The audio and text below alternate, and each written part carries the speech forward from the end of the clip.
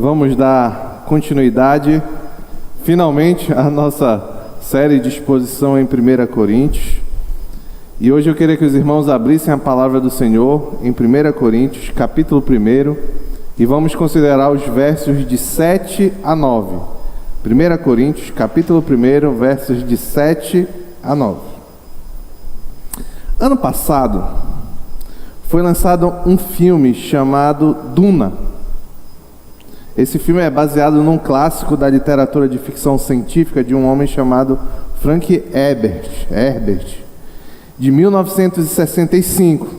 O filme é muito bom, eu gostei, mas o livro é bem melhor, como é habitual. Para quem já teve a oportunidade de ler, sabe do que eu estou falando. Só que no enredo, tanto do filme quanto do livro, claramente encontramos elementos que remetem a questões filosóficas, religiosas, psicológicas, além de abordar aspectos de ecologia e biologia. E Duna, a história, tem uma ambientação muito interessante. A história passa em um futuro aproximadamente 24.600 anos depois do tempo presente. Ali, geralmente esse filme de ficção científica tem um monte de alienígena e tal, mas lá tudo é homem, tá certo? Só que passa num futuro muito distante, em que a humanidade já vive espalhada em vários planetas e sistemas solares. E esse espalhar da humanidade só é possível devido à avançada tecnologia de viagem espacial. Sendo que, no contexto do filme ou do livro, a humanidade se originou no planeta Terra, mas já faz tanto tempo que saiu do planeta Terra que meio que já é meio esquecido. A humanidade já está meio que esquecendo o planeta Terra. Porém, para sustentar esse estilo de vida, as viagens interplanetárias e realizar viagens interplanetárias é necessário uma matéria-prima muito específica, que eles chamam de especiaria, que o nome é melange. Eu não sei se pronuncia assim, mas o nome é melange, que além de servir de combustível, de uma forma de combustível para as aeronaves, também prolonga a vida de quem come e tem outros efeitos. E é aqui que nasce o problema. Esta especiaria existe em apenas um planeta. Em todo o universo, essa especiaria só existe em um planeta, chamado planeta Arrakis, sei lá, que o apelido é Duna desse planeta, do qual depende todo aquele modo de viver da humanidade, pois sem a especiaria não era mais possível viajar entre os planetas e eles ficariam isolados, cada um nos seus próprios planetas. Só que todo o planeta de Duna, o nome já diz, é um deserto. O planeta inteiro é um deserto. E é da areia desse deserto que tiram essa especiaria. Só que ali, mesmo nesse planeta tão inóspito, existe um povo. E esse povo são os Fremens. Os Fremens, eles são um povo muito interessante e muito religioso. Eles esperam por um Messias que irá restaurar o planeta que outrora, eles acreditam no passado, não foi um deserto total, e eles esperam um Messias que irá restaurar o planeta e os salvar da escassez de água. Água é o bem mais precioso no planeta de Arrakis, ou Arrakis, sei lá. Aqui está o ponto. Aquele povo espera o seu Salvador. Eles acreditam que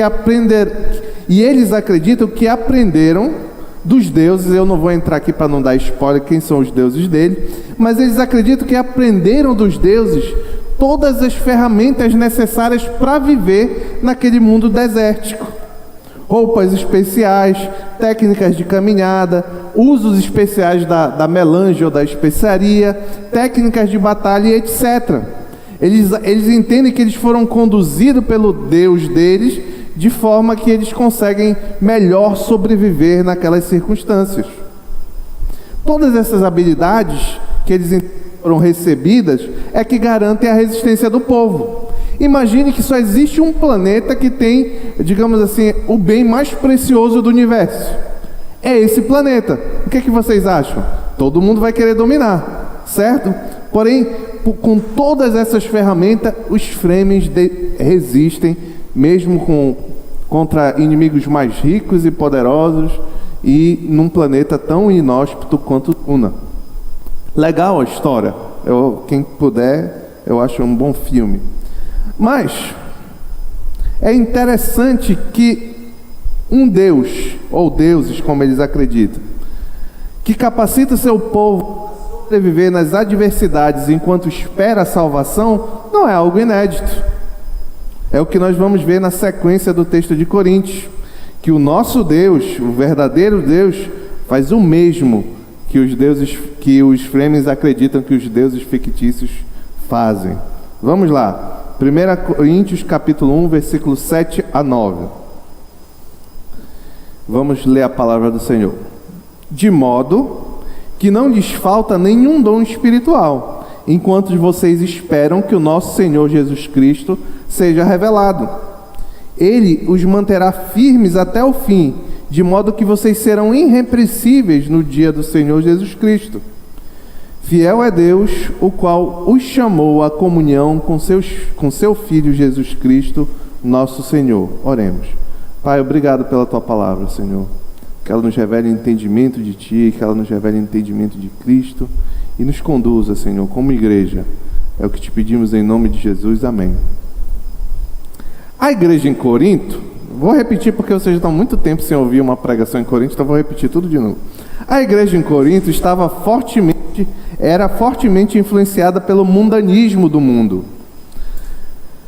Corinto era uma cidade completamente onde estava a igreja de Coríntios, era a cidade de Corinto. E era uma cidade amplamente influenciada pelo mundanismo, degradada moralmente, imoralidade sexual, contenda, competição, soberba, desobediência, feminismo, equívocos quanto ao dom de línguas. Todas essas coisas estavam andando na igreja em Corinto. Mesmo diante desta terrível condição, Paulo, como nós já vimos aqui, nas mensagens anteriores, Paulo saúda a igreja, destacando a grandeza da verdadeira natureza ou identidade daqueles irmãos. Porque apesar de todas as circunstâncias ao redor, a igreja em Corinto ainda era formada por aqueles que pertenciam a Deus, foram santificados por Deus ou justificados, como nós vimos aqui, e que foram chamados para serem santos ou para a santidade. Isso nós vimos quando consideramos o versículo 2.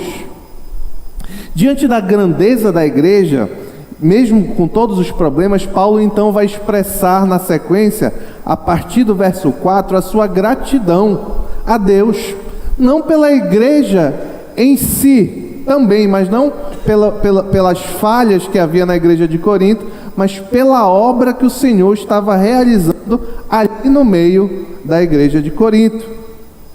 E na parte final do seu agradecimento, que nós vamos ver hoje, Paulo vai agradecer por outras ferramentas que Deus concedeu à igreja para a sobrevivência da igreja até os fins dos tempos. O primeiro ponto é habilidades para sobreviver. Está lá no verso 7, diz assim: de maneira que não vos falte nenhum dom, aguardando vós a revelação de nosso Senhor Jesus Cristo. Só um minutinho. Éber, por favor, se puder, apaga essa luz bem daqui. Se puder, tá bom? Vamos lá. Obrigado. De maneira que não vos falte nenhum dom, aguardando vós a revelação do nosso Senhor Jesus Cristo. Este versículo está diretamente ligado ao verso 5, onde Paulo expressa os motivos da sua gratidão, os primeiros motivos da gratidão a Deus. Lá em 1 Coríntios, volta um pouquinho e vai para o verso 5, ele diz, ele está agradecendo porque nele, em Deus, vocês quem é a igreja de Corinto, foram enriquecidos em tudo. E aí ele começa a dizer em que a igreja foi enriquecida. Primeiro, em toda palavra e em todo conhecimento. Os coríntios, a igreja de Corinto, havia sido enriquecida, porque conheciam o Evangelho de Jesus Cristo, a verdade sobre Jesus Cristo, e queria viver conforme esse Evangelho. É por isso que quer dizer quando ele diz: foram enriquecidos em tudo, isto é, em toda a palavra, em todo o conhecimento. Agora, no verso 7, ele vai apresentar outras características, outras coisas pelo qual ele agradece que os coríntios também foram enriquecidos. Ele vai dizer no início do verso 7: de maneira que não vos falte nenhum dom. O que Paulo quer dizer aqui? O que ele quer dizer quando ele diz que a igreja de Corinto foi enriquecida de maneira que não falta nenhum dom? Deus conferiu aos coríntios todos os tipos de habilidades necessárias para a manutenção e crescimento da obra da igreja, apesar do deserto da pecaminosidade que era Corinto. A palavra dom, que significa presente ou habilidade recebida por Deus, aqui é utilizada em sentido amplo, em tudo. Paulo está agradecendo por tudo que Deus concedeu à igreja, de forma que ela pudesse permanecer ali. Interessante é que neste primeiro capítulo, o interesse do apóstolo Paulo não é listar os dons. Quais são esses dons que Deus concedeu à igreja? Ele vai fazer isso mais lá na frente, no capítulo 12. Mas a ideia aqui é destacar que todas as habilidades necessárias para a condução da igreja, Deus já tinha concedido. Paulo está agradecendo: Senhor, obrigado, porque tudo o que eles precisam, o Senhor já concedeu. Esta palavra certamente era com o intuito de encorajar a igreja. Ali não havia só irmãos problemáticos na igreja de Corinto. Eram irmãos sinceros que queriam o bem das obras, o bem da obra, o bem da igreja. E aí, diante de toda a dificuldade que cercava, eles talvez se sentissem desanimados, desesperançosos com a igreja. E aí Paulo diz o quê? Vocês têm recebido de Deus tudo o que vocês precisam. É uma fonte de encorajamento. Agora, você pode perguntar, nós podemos nos perguntar: tá, Deus tinha dado para eles o que eles precisavam para perseverar, mas eles tinham que perseverar até quando? Até quando? O texto nos diz: aguardando vós a revelação do nosso Senhor Jesus Cristo. E nota como isso aqui é bonito, meu irmão. Nota como isso aqui é precioso. Paulo associa os dons espirituais que Deus concede à igreja à expectativa do retorno de Cristo. O que Deus está fazendo é armando a igreja de forma que ela permaneça firme até Cristo voltar. Parece que ali na igreja de Corinto, o interesse pelo retorno de Cristo estava diminuindo. Muitos, inclusive, nem acreditavam mais no dia da ressurreição. Como eu sei disso? Vá lá para 1 Coríntios capítulo 15, a partir do verso 12.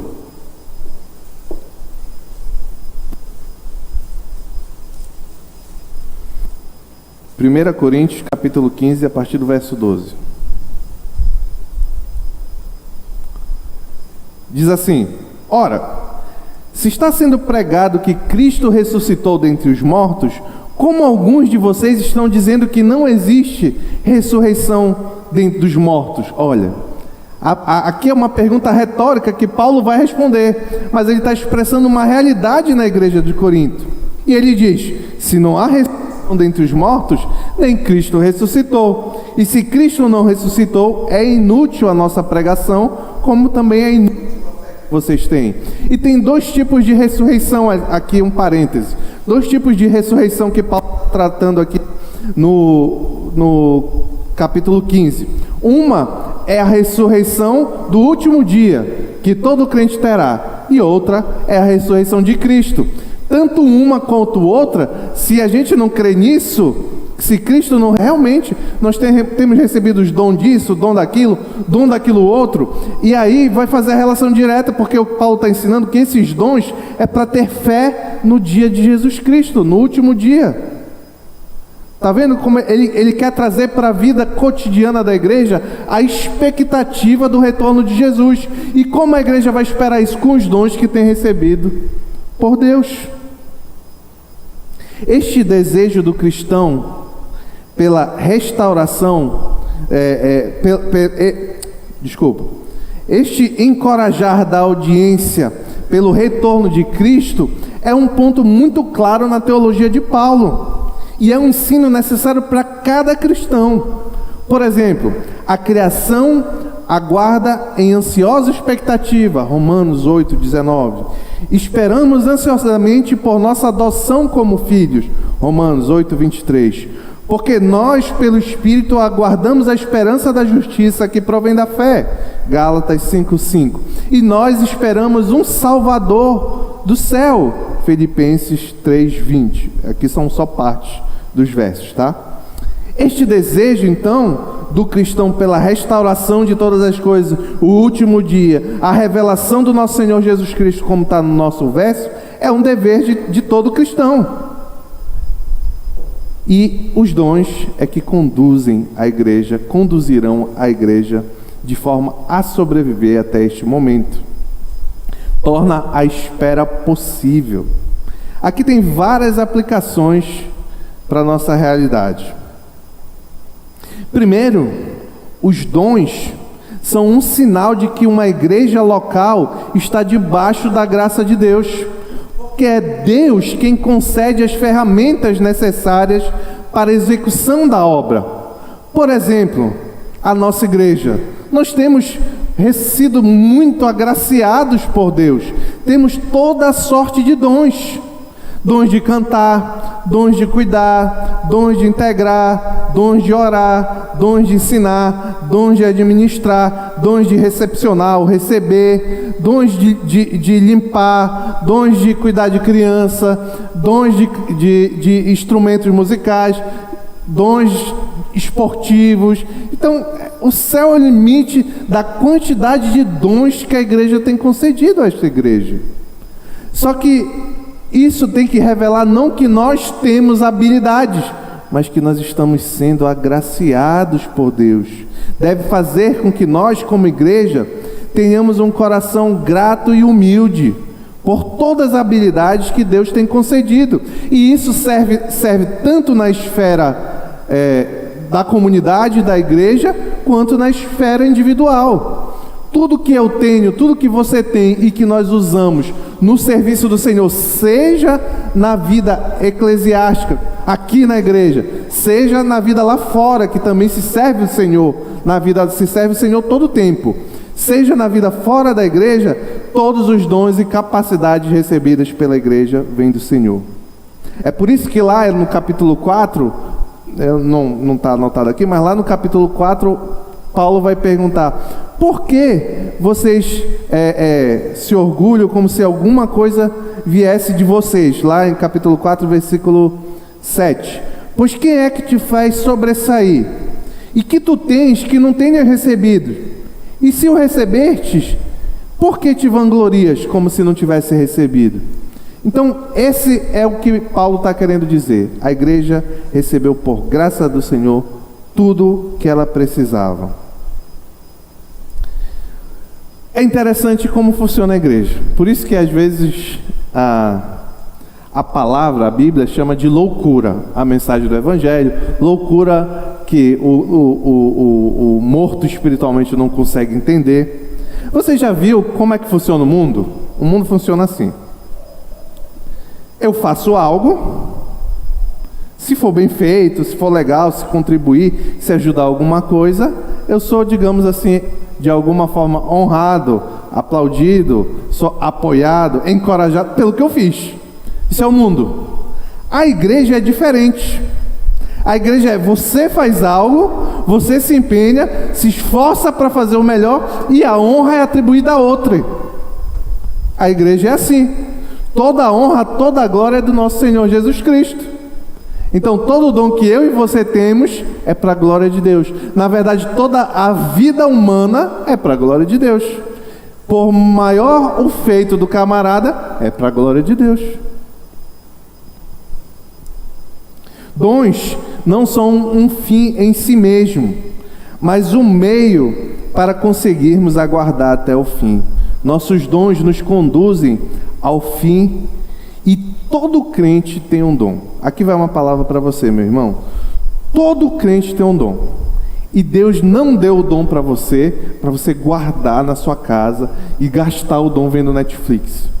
Ou gastar o seu dom um dia inteiro no celular. Se você é crente, automaticamente Deus lhe deu dons e habilidades para que você sirva na igreja dele e no mundo como igreja dele. Isso aqui é muito sério, porque se eu sou um cristão e eu recebi a habilidade do Senhor e eu não estou servindo de alguma forma para o reino de Deus, para a igreja de Cristo, então eu estou desperdiçando algo que Deus deu. Literalmente desperdiçando, estragando por falta de uso. Em outra direção, outra aplicação é quanto a um anseio da igreja para o retorno de Cristo. O retorno de Cristo, a restauração deste mundo caído. Nós devemos ter muito cuidado para não nos confortarmos demais. O crente, ele não pode estar numa situação que ele acha que o mundo está bom. Por mais que você tenha o seu emprego, a sua casa, a sua família, esteja todo mundo bem, saudável, deixa eu dizer uma coisa, meu querido, para mim e para você, não foi para isso que Deus nos criou. Deus nos criou para algo muito maior e melhor. Não podemos, o crente não pode se conformar, achar que tá bom assim o mundo. Porque o crente, ele tem que olhar para frente, olhar para o mundo, entender a realidade do mundo. Nós sabemos que não é possível, que o mundo não é perfeito, como claramente esse mundo jaz no maligno, como a Escritura diz. E nós temos que olhar e ansiar um tempo que o mundo não estará mais nessa condição. Só que porque às vezes nós nos conformamos? É muito simples, é uma palavra: egoísmo. Se a minha vida estiver tudo bem, o mundo que se exploda. A gente pode não falar isso com essas palavras que eu falei aqui, mas muito de nós muitas vezes vive assim. Se está tudo bem para mim, está tudo funcionando, tudo redondinho, o mundo é secundário. Mas o crente tem que aguardar, ansiosamente querer estar com Jesus. Querer novo céu e nova terra onde habita a justiça. O crente tem que querer essas coisas. Se você acha que o mundo é muito legal, tá bom, do jeito como você está vivendo, é porque os seus olhos espirituais estão bastante míopes e são incapazes de enxergar. Cuidado, pode ser que você nem tenha olhos espirituais também, se o mundo está muito legal e você não se arrepender e mudar disso aí, tá bom? Segundo ponto, perseverança para sobreviver. O primeiro era habilidades para sobreviver, o segundo é perseverança para sobreviver. 1 Coríntios capítulo 1, versículo 8. O qual também vos confirmará até o fim, para serdes irrepreensíveis no dia do Senhor Jesus Cristo. Quem confirmará? O texto diz: o qual também vos confirmará até o fim. Quem confirmará os coríntios? Deus ou Jesus Cristo?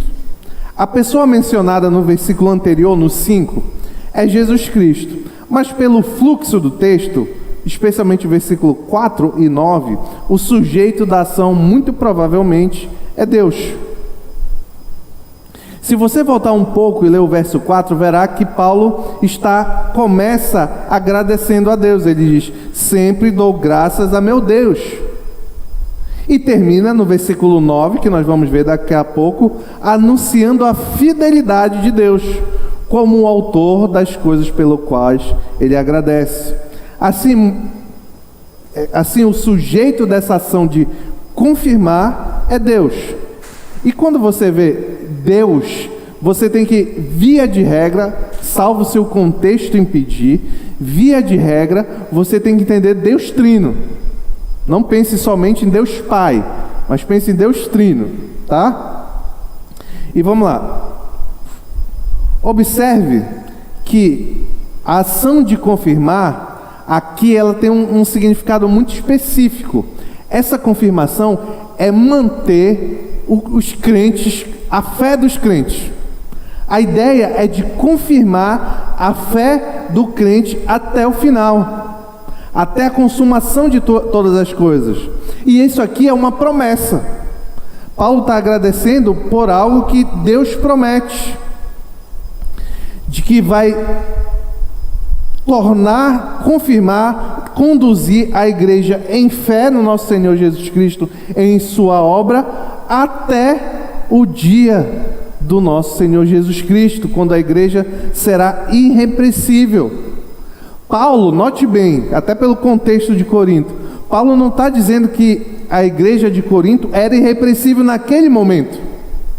O que ele estava dizendo é que ele confiava na promessa de Deus, de que Deus apresentaria, mesmo tirando daquela lama toda, tirando a sua igreja, que seria apresentada irrepreensível no dia de Cristo.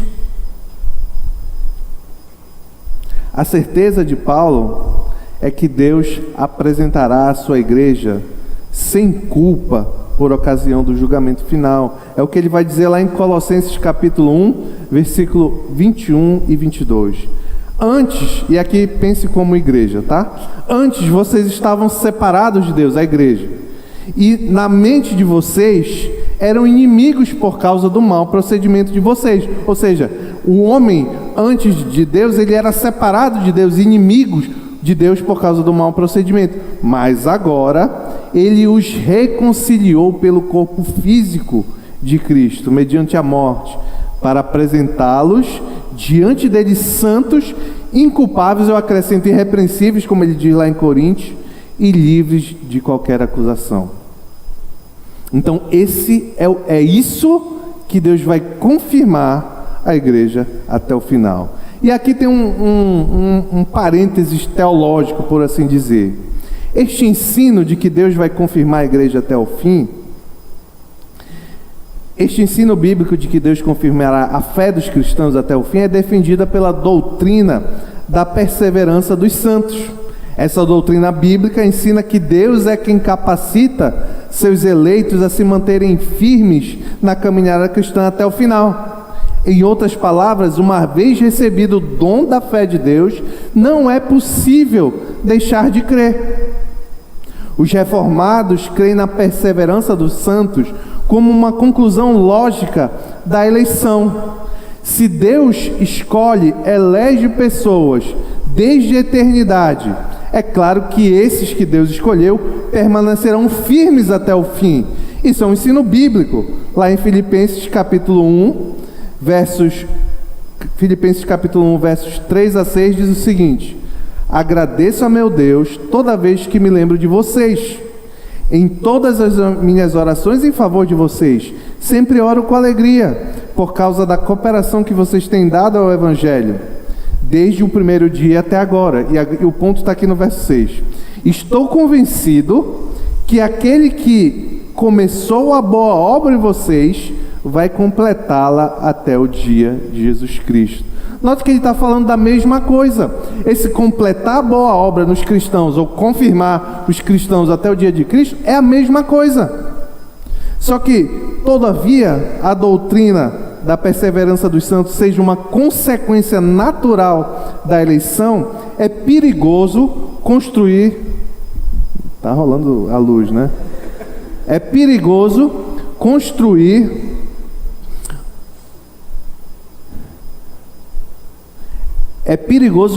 uma teologia com base apenas em conclusões lógicas, porque podemos errar em nossas conclusões. Lembre-se, inerrante, incapaz de errar, infalível, é a palavra de Deus, não nós. Então é por isso que é necessário recorrer a outras passagens da Escritura que deixa isso bem claro. Felizmente, os textos bíblicos corroboram com essa doutrina da perseverança dos santos guiados por Deus. João, capítulo 5, versículo 24, Evangelho de João, Jesus diz o seguinte, em João, capítulo 5, versículo 24: eu lhes asseguro, quem ouve a minha palavra e crê naquele que me enviou, tem a vida eterna, e não será condenado, mas já passou da vida para a morte. Nota, se eu achar que tem uma forma, e aqui o que está em jogo é se eu posso ser cristão verdadeiro e depois deixar de ser. A gente vai falar sobre isso mais na frente. Se eu achar que tem uma forma disso acontecer, então é como se eu dissesse que Deus ressuscita o morto espiritual e depois ele morre de novo. Não tem menor sentido. Porque ele diz que aquele que crê tem a vida eterna. Não é terá se fizer isso. Ele diz tem e não será condenado.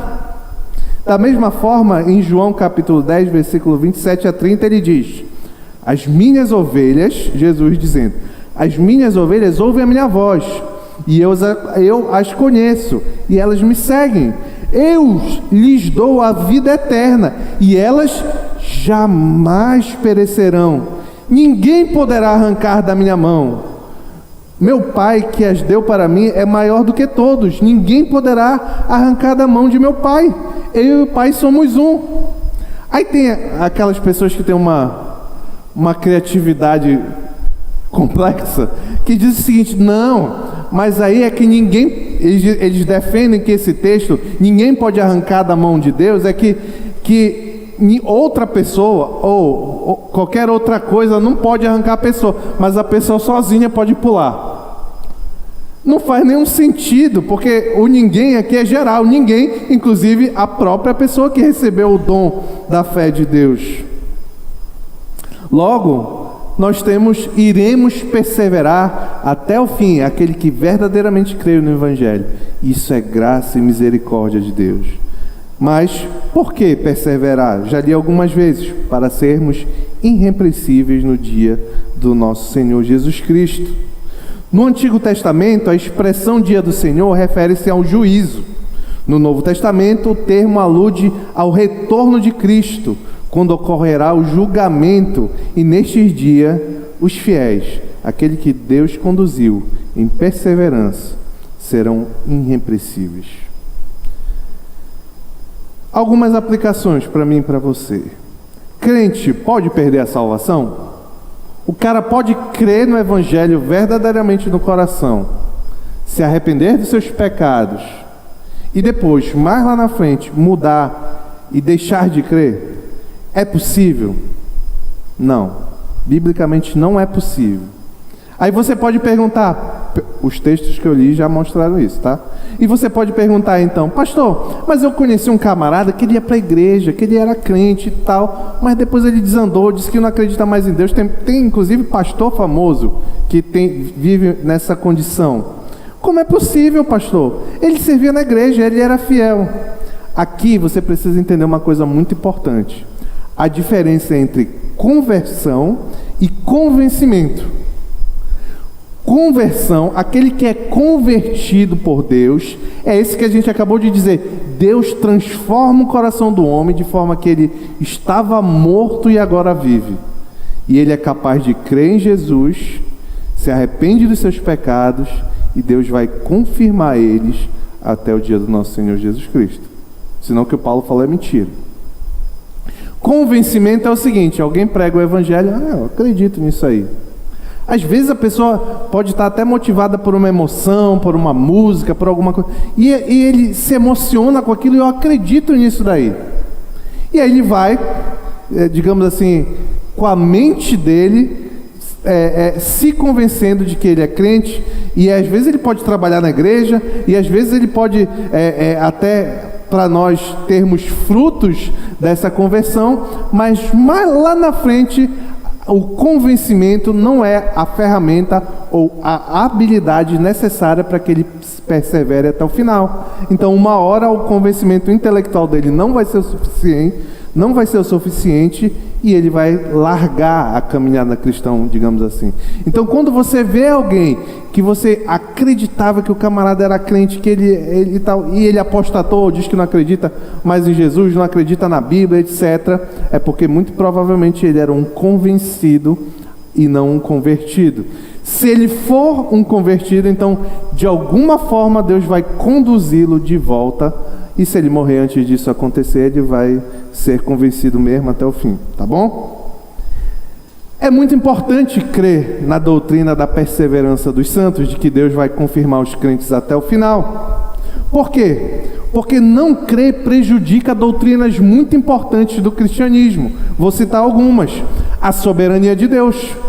Se Deus quer salvar um povo, a Bíblia diz que Deus separa um povo para ele. Se o camarada pode sair de dentro desse povo quando ele bem entende, quando ele, não, agora eu não sou mais do povo de Deus, então quem é soberano? Quem é que tem a última palavra? É Deus ou é o camarada? É o camarada.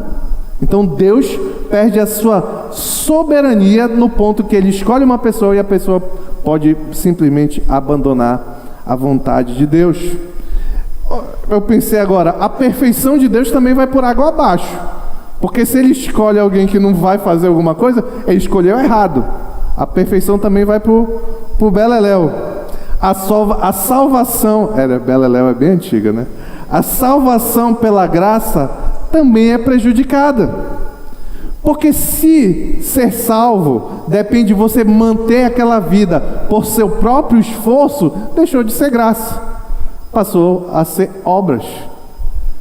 Então é por isso que a salvação do início ao fim depende da graça e misericórdia de Deus. Um outro prejuízo muito grande de não se acreditar na perseverança dos santos é que sem essa doutrina, o evangelismo é uma mentira, é uma hipocrisia, como nós fazemos hoje em dia. Olha, tem muitos irmãos aqui do Pão da Vida. Quando nós saímos, eu já tive a oportunidade para pregar aí o Evangelho no Pão da Vida, nós oferecemos à luz da palavra do Senhor uma esperança de salvação eterna. Ninguém prega o Evangelho assim, olha, se arrependa, creia em Cristo, que se você se esforçar bastante até o final da sua vida, pode ser que você seja salvo. Não, ninguém, porque não é esse o Evangelho bíblico. É se arrependa, crê em Jesus Cristo, que seu arrependimento e fé, se o seu arrependimento seu arrependimento e sua fé forem verdadeiros, ele vai te conduzir até o final. Nós não prometemos uma salvação parcial. Não, crê em Jesus Cristo que ele te salva até enquanto tu aguentar servir na igreja. Não, o evangelismo também vai por água abaixo. Como consequência de todas essas verdades necessárias ligadas ao fato de que Deus é quem nos confirmará até os últimos dias, nós, Igreja de Cristo, nós temos que andar em gratidão, sempre gratos, todo dia agradecer, Senhor, muito obrigado, porque Tu tem me perseverado na Tua obra, Senhor. Humildade, Senhor, eu Te sirvo, eu creio em Ti, e eu vou caminhando com você, contigo, Senhor, porque Tu és misericordioso, não é por mim. Se fosse por mim, eu ia cair, definitivamente, certamente. É razão de esperança constante, porque mesmo em meio a pecados, mesmo em meio a defeitos que todo cristão tem, ainda assim ele se arrepende dos seus pecados e tem esperança que Deus o irá conduzir. Uma vez salvo, de verdade, sempre salvo, impossível perder a salvação, porque quem sustenta e segura a salvação do crente é Deus. Terceiro e último ponto, fidelidade para sobreviver. Fiel é Deus pelo qual, no versículo 9, 1 Coríntios capítulo 1, versículo 9, fiel é Deus pelo qual fostes chamados à comunhão de seu Filho Jesus Cristo, nosso Senhor. Neste versículo, Paulo mostra a razão pela qual podemos crer que os crentes serão encontrados irrepreensíveis no dia final. Por quê? Porque eles são legais? Porque eles avançaram em santidade? Não, porque fiel é Deus. Não há hipótese de alguém duvidar da veracidade dos versículos precedentes. se Paulo afirma que Deus é fiel no cumprimento de suas promessas. Ele destacou a promessa de que Deus confirmará o povo, e no final ele diz no verso 9, e Deus é fiel, ele não pode deixar de fazer o que ele promete. Note que neste verso a fidelidade de Deus não é dedicada a todos, mas a um grupo específico.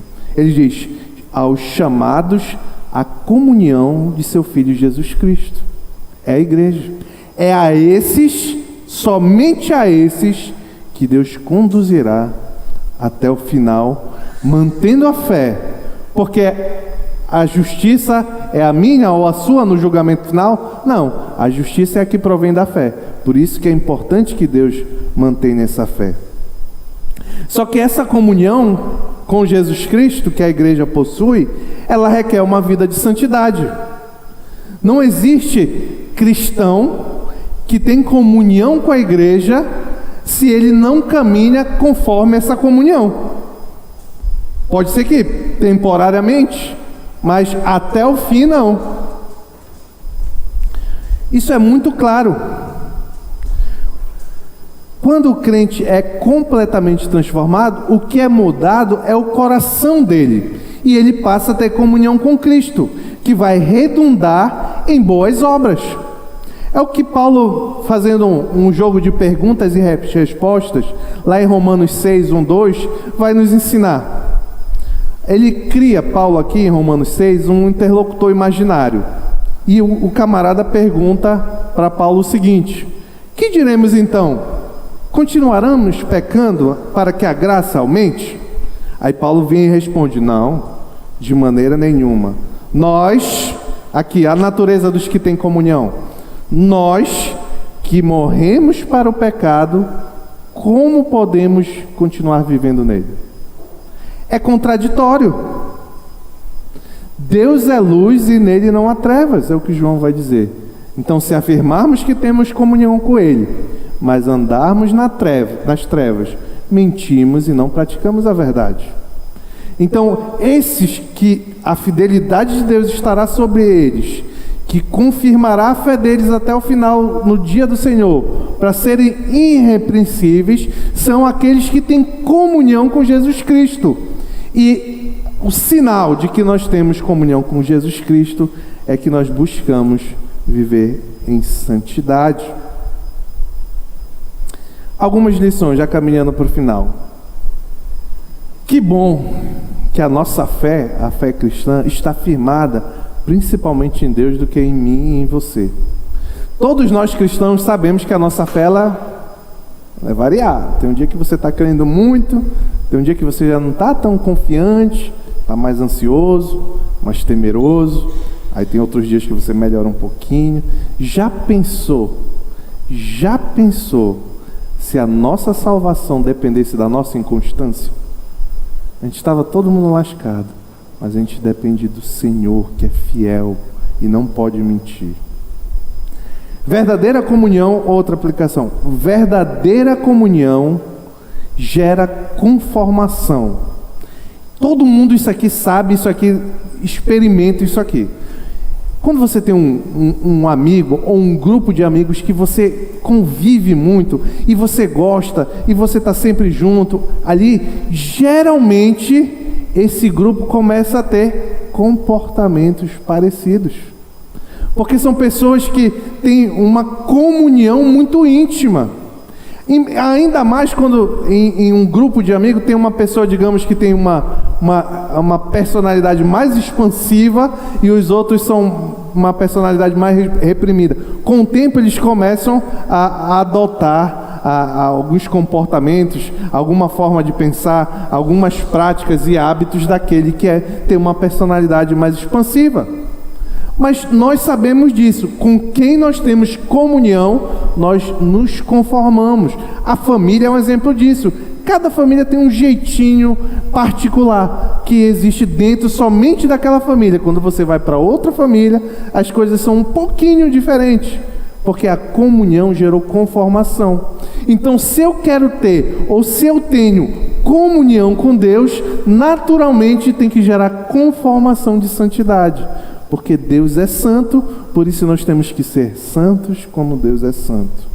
Então você quer ter confiança de que Deus vai confirmar a sua fé até o final?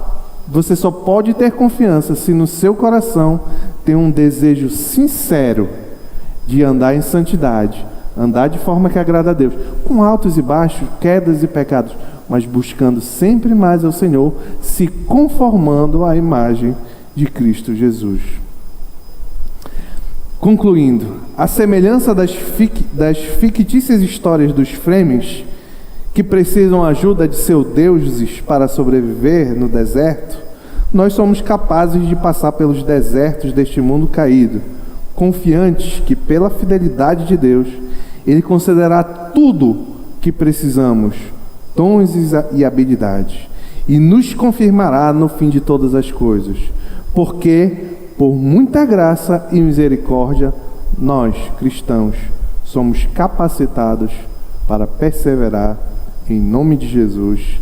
Amém.